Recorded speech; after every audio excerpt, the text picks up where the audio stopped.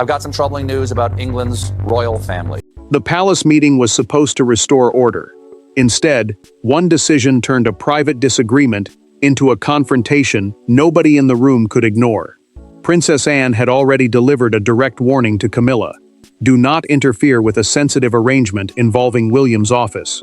But when Camilla openly dismissed that boundary and pushed forward anyway, William's expression changed. He said almost nothing at first. Somehow, that silence frightened the room more than shouting would have. Before we go deeper into what this really means for the royal family, make sure to subscribe so you don't miss a single update. Camilla spoke first, cutting into the discussion before Anne could finish. She insisted that her preferred arrangement should replace the plan already settled between the Princess Royal and William's office. The Princess Royal is the title held by the monarch's eldest daughter, and here it mattered because Anne had been helping define responsibility for upcoming engagements.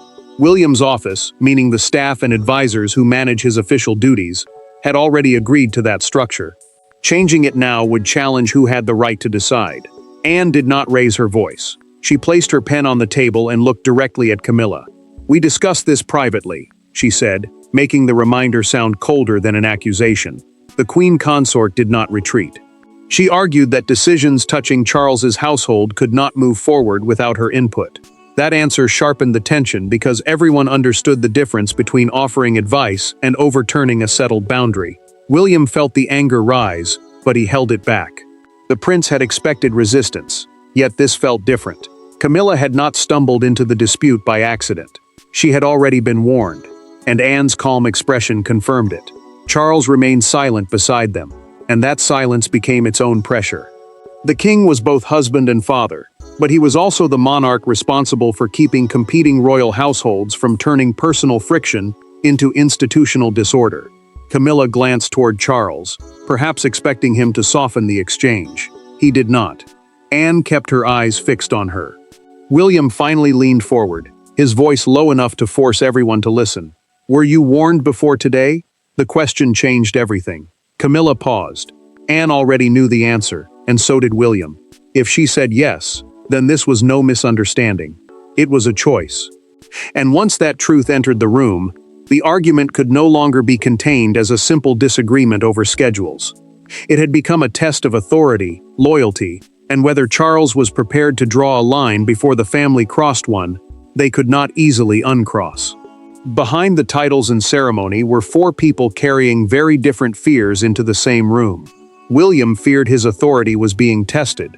Anne feared boundaries she had spent years protecting were being deliberately blurred. Camilla feared being pushed outside decisions she believed should involve her. And Charles faced the most painful position of all: husband, brother, father, and monarch at once. The confrontation had lasted minutes, but the grievances behind it had been building much longer. William understood why the argument carried more weight than a normal family disagreement. He was the heir, the person next in line to the throne, and his household would increasingly shape how the monarchy functioned ahead. Anne carried a different kind of power. She had no claim to William's future role, but decades of service had given her a reputation for discipline, loyalty, and saying what others avoided. When she warned someone, people listened. Camilla did not hear Anne's warning as simple advice. She heard a boundary closing around her. In a private exchange after an earlier briefing, the Queen asked why decisions touching Charles's household should move forward without stronger input from her. Anne answered without hostility. Some limits, she said, existed precisely to stop two centers of authority from forming around the same decision. Camilla listened, but the answer deepened her frustration. Charles felt the pressure immediately after the meeting paused. The king remained seated while the others stood, rubbing his forehead as though one sentence could split the room further. He loved his wife, but he could see William's patience thinning. The monarch knew his son was not reacting to one isolated challenge. The prince believed his office had already defended settled decisions more than once after Camilla questioned them. William carried that history into every silence.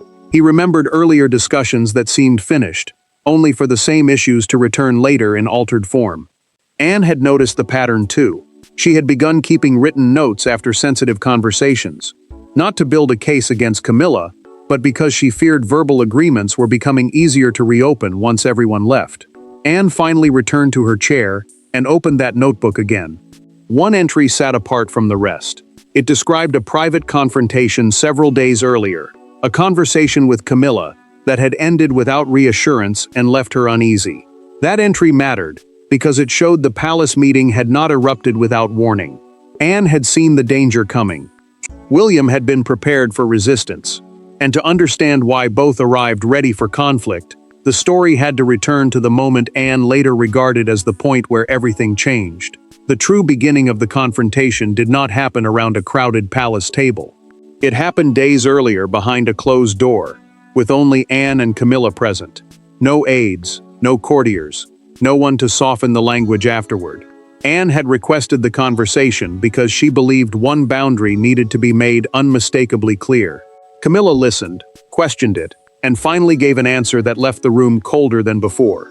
4 days before the meeting, Anne asked Camilla to speak privately, after learning that she planned to reopen an arrangement already settled between William's team and senior royal organizers.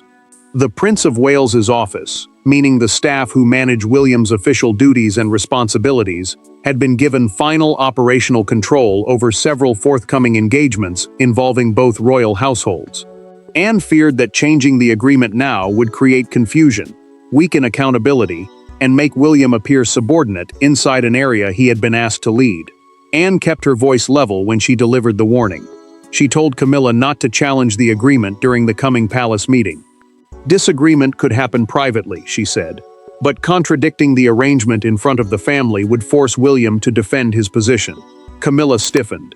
She asked why she should remain silent while decisions affecting Charles's household moved forward without stronger input from her. Camilla's frustration became personal. She said being expected to stand aside made her feel ornamental rather than useful. Anne did not soften her reply. Influence, she explained, was not the same as jurisdiction, meaning the recognized right to make the final decision in a particular area. The Queen Consort could advise, question, and raise concerns, but Anne insisted that constantly reopening settled responsibilities risked creating two competing centers of authority around the king. Camilla refused to give the promise Anne wanted. She paused, then said she would say what needs saying if the issue came up. Anne heard the sentence for what it was. Not reassurance, but a warning in return. When Camilla left, the Princess Royal remained alone for several seconds, closed her notebook, and quietly told an aide outside that William needed to know the matter might not be settled. William therefore entered the later palace meeting already expecting resistance. The prince knew Camilla might test the boundary, and Anne knew she had made the consequences clear, but neither expected her to challenge the arrangement so openly in front of Charles. When that moment finally came, William did not react like a man surprised by conflict. He reacted like someone watching a private warning become a deliberate act. And that distinction would turn his frustration into something far more difficult to contain. For several seconds, nobody moved. William had asked whether Camilla was warned before the meeting, and the question hung in the air with brutal simplicity. Anne knew the answer. Charles knew why it mattered. Camilla understood that denying the warning would be impossible, but admitting it changed the meaning of everything that had just happened. When she finally confirmed that Anne had spoken to her, William's restraint broke into something colder. Camilla defended herself immediately. She said Anne's warning did not remove her right to raise concerns about decisions affecting Charles. The Queen Consort insisted that speaking up was not the same as undermining anyone. William answered that this was no longer about whether she had the right to speak. It was about reopening a settled agreement after the consequences had already been explained. The working arrangement, meaning the agreed division of responsibility between royal households, depended on people respecting decisions once they were made. William pushed his chair back and stood. The prince faced Camilla directly, his voice controlled but hard. He told her his office could not function if every boundary became negotiable whenever someone disliked the outcome. She rose too. The tension sharpened instantly. Camilla accused him of treating her involvement as interference whenever she challenged his judgment, and he shot back that disagreement was not the problem. Ignoring a clear warning was. Anne stepped in before the exchange could spiral further. The Princess Royal reminded Camilla that the original warning had come from her, not William. She repeated that she had asked for the matter to be handled privately, because public contradiction would force the future king to respond. Camilla turned toward her, frustrated now. But Anne did not retreat. She had tried to prevent this exact confrontation, and everyone in the room knew it. Charles finally spoke. The king asked them all to sit down, hoping the request itself might lower the temperature. William stayed on his feet. Then he said what his father had avoided hearing for too long. Silence was beginning to look like permission. The monarch froze. He understood the accusation beneath the words. By refusing to draw clear lines, he may have allowed his wife and heir to develop completely different ideas about where influence ended and authority began. Charles ended the meeting at once and asked everyone except William to leave. Camilla turned toward the door. Anne followed, then stopped beside the king. "This now needs a decision," she said quietly. Her words changed the crisis again. Tempers were no longer the main problem. Charles now had to decide where authority actually began, where it ended, and whether protecting peace had already cost the family too much. When the door closed behind Camilla and Anne, Charles was left alone with his son.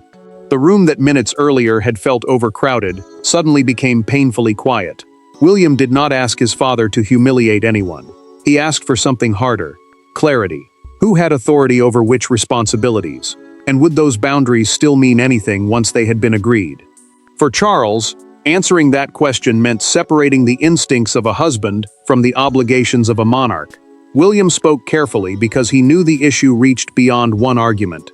Royal households, meaning the separate teams that manage the official work of senior members of the family, depended on clear chains of responsibility. The prince warned that informal influence became dangerous when it repeatedly overrode decisions made by the people formally accountable for them. If nobody knew whose word was final, every future disagreement could reopen the same wound. Charles listened without interrupting. The king understood that unity did not mean allowing every family member equal authority over every decision. The crown, the institution built around the sovereign and the duties of monarchy, depended on hierarchy, delegation, and trust. Yet knowing that did not make the choice easier. He was still being asked to draw a boundary that would directly affect his wife. Charles finally asked the question that had been troubling him most. Did William truly believe Camilla had intended to undermine him? The future king paused before answering. He said intention was no longer the central issue. The effect was what mattered.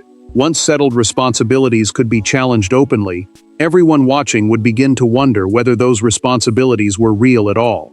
Charles looked toward the closed door and admitted something he had avoided saying aloud.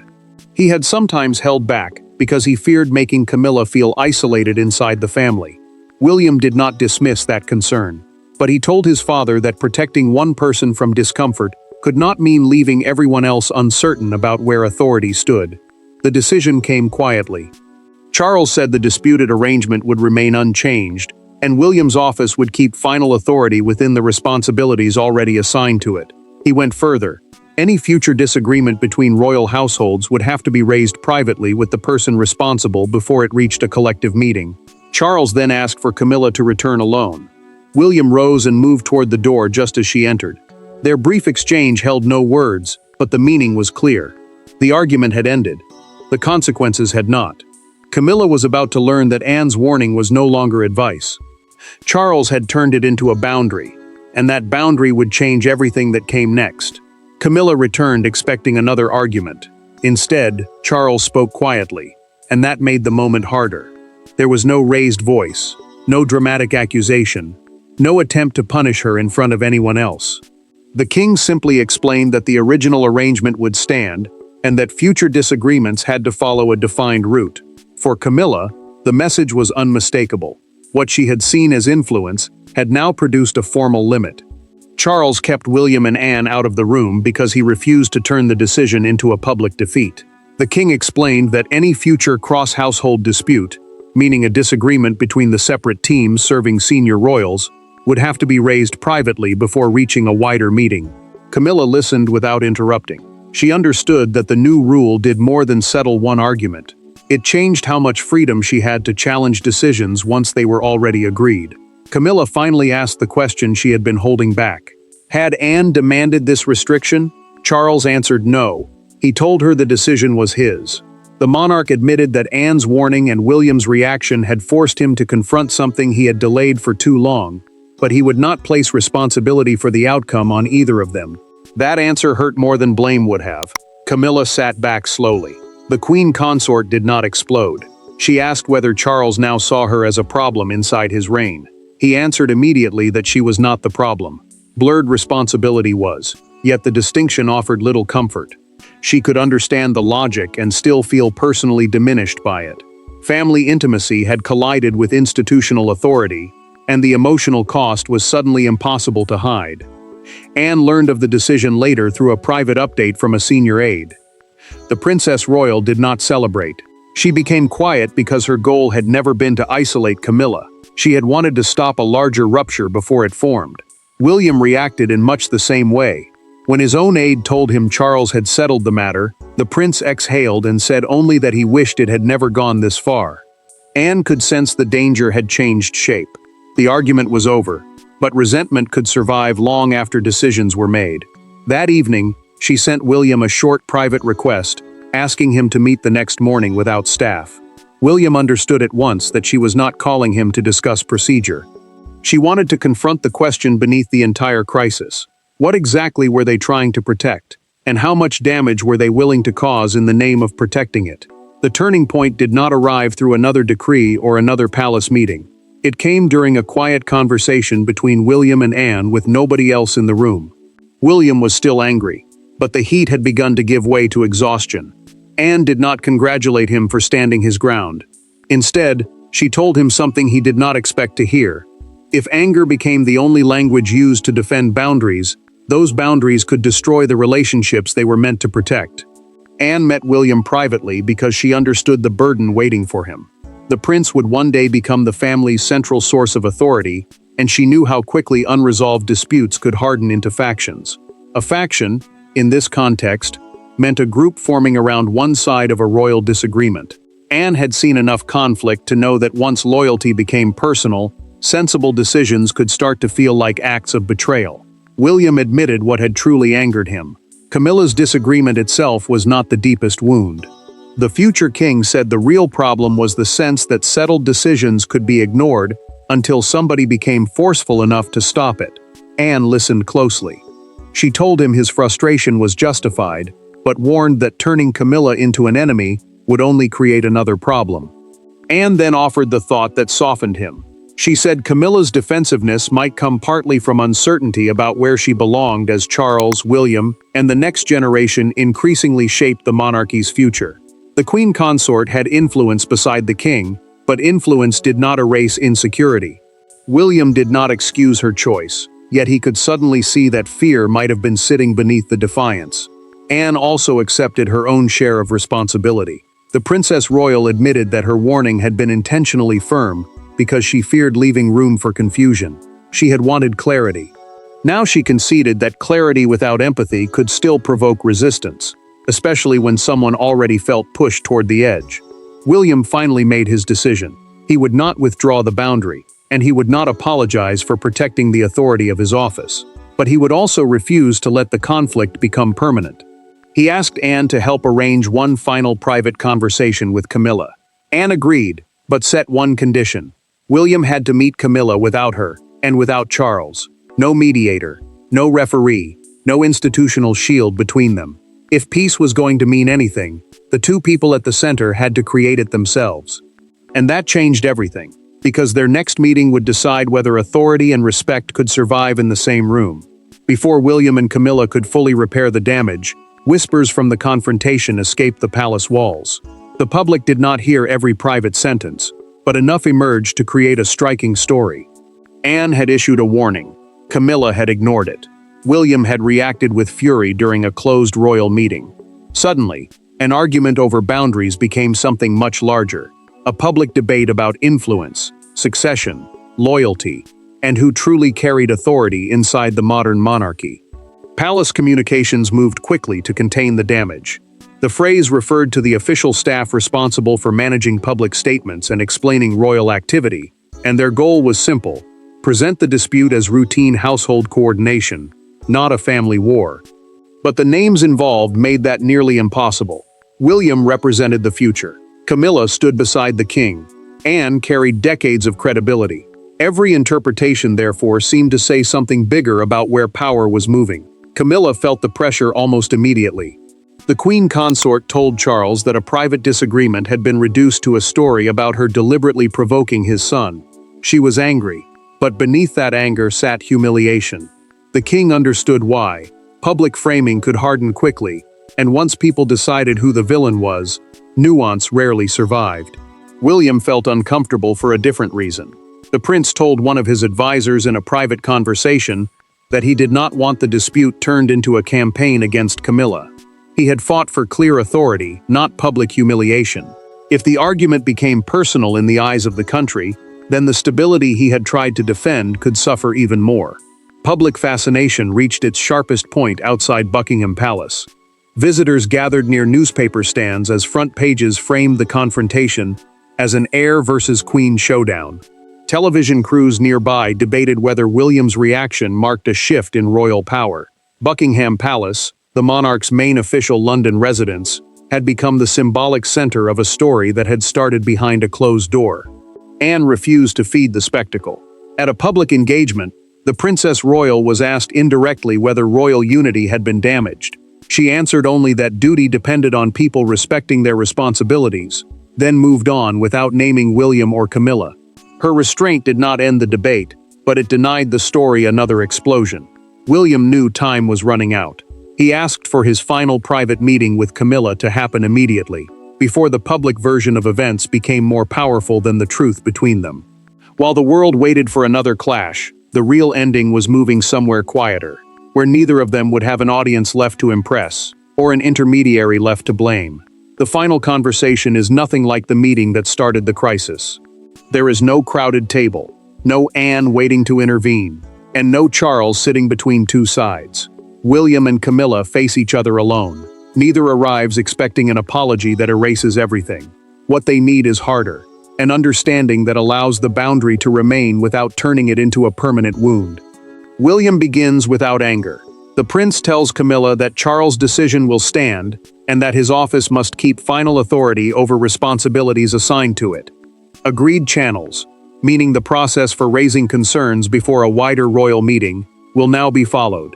He makes one point clear: this is not punishment. It is protection against confusion that nearly turned one dispute into a family rupture. Camilla listens, then answers honestly.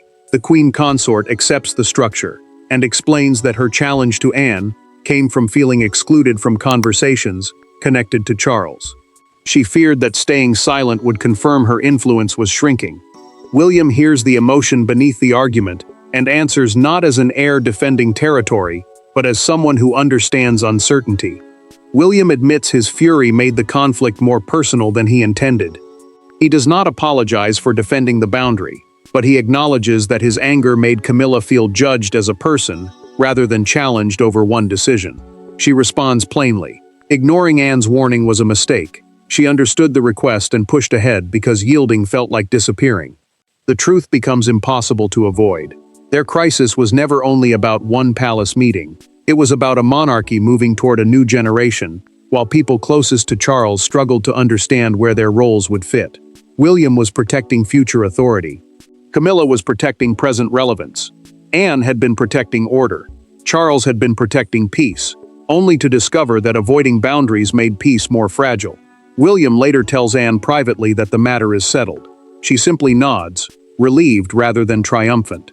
Charles then learns directly from Camilla that she and his son reached an understanding, and the king sees that loyalty and structure do not have to destroy each other.